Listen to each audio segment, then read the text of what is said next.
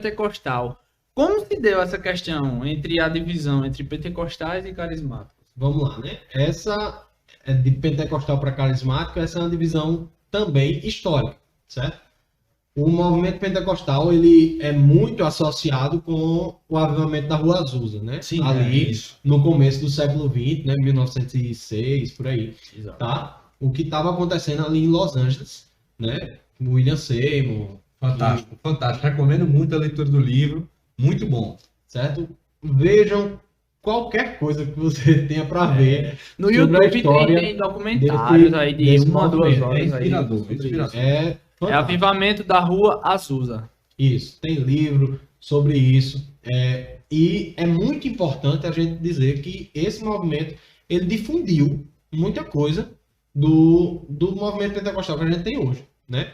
A gente vê que é fantástico, né? Um negro de 2 metros de altura, caolho, dentro dos Estados Unidos segregador, né? certo? Que não dava direito aos negros de estudar. O cara estudou do lado de fora da sala de universidade, aula. né? Da sala de aula, estudou teologia com Charles Fox Parham, né? E teve esse encontro com a doutrina pentecostal, né? Do batismo com o Espírito Santo, com a evidência do falar em línguas, e difundiu todo o que... E mais uma vez o Espírito Santo unindo polos diferentes aí da sociedade. Antes, arminianos e calvinistas que chegaram até se matar, agora negros e brancos nos Estados Unidos. Então esse movimento do Espírito é sempre um movimento de união da igreja. Exato. O Espírito Santo, eu acho muito bonito quando a gente termina os cultos, né? Às vezes a gente nem presta muita atenção, né?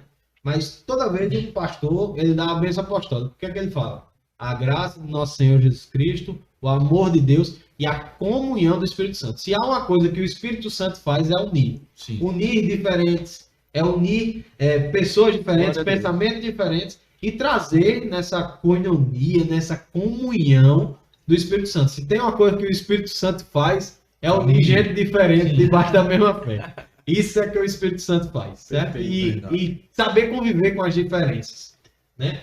De uma maneira muito clara e vigente, né? Sim, voltando.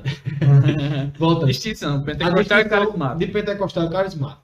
O pentecostal, ele está localizado ali, né? No início do século XX. E esse movimento do Espírito não somente causou essa união, essa quebra de barreiras, mas muita gente que não aceitava o movimento do Espírito, eles iam de encontro mesmo e expulsavam da igreja muitos dos irmãos que viveram essa experiência. Sim. A gente viveu isso no Brasil. Isso. Daniel Beck do Navim viveu isso no Brasil. Eles chegaram aqui na Igreja Batista, lá no Pará, e pregaram, né, a doutrina pentecostal dentro da Igreja Batista.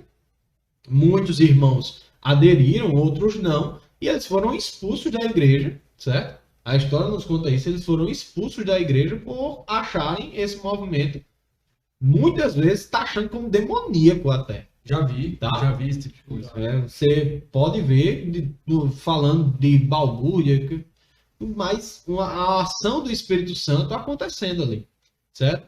E eles foram expulsos, certo? Então fundou-se, né, a nossa congregação, né, a nossa história, né, a nossa denominação, a Assembleia de Deus.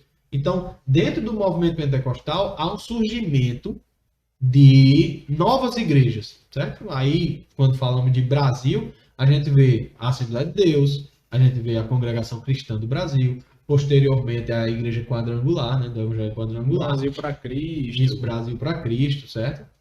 Então, a gente percebe que houve um desvínculo, né, com as igrejas mais históricas.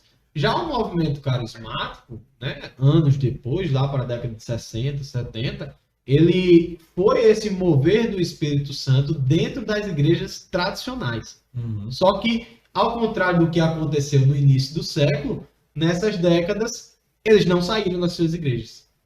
Eles continuaram. Quem era batista, continuou batista. Quem era presbiteriano, continuou Teve uma maior presbiteriano. aceitação. Teve uma maior aceitação dentro do contexto. Então, os movimentos carismáticos e pentecostais têm essa distinção histórica, mas também há uma distinção teológica, certo? E aí é interessante. é uma distinção teológica, né? E isso vai muito, né, das tradições, né? Uns foram expulsos, outros abraçaram e fizeram uma amálgama do que já criam com a experiência do Espírito. Então, quando a gente percebe a diferença basilar, certo? A diferença basilar do pentecostal para o carismático é a questão da evidência inicial do batismo com o Espírito Santo, certo? Há também um movimento neocarismático, que eles justamente trazem essa ideia muito mais forte de que batismo com o Espírito Santo é a conversão, mas a diferença basilar entre pentecostal e carismático é a questão da evidência inicial do falar em línguas.